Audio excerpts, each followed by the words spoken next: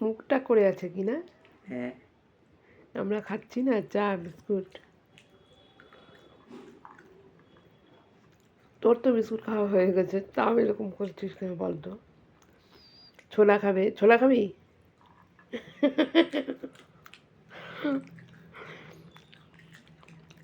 ও মুখটা ওরকম করছে কেন বলতো?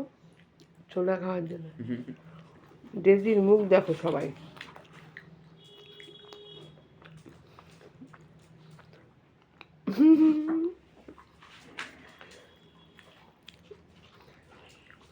ছোলা খেতে ভালোবাসে।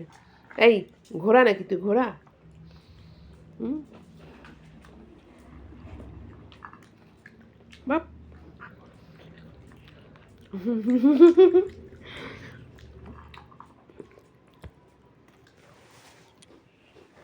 চলো।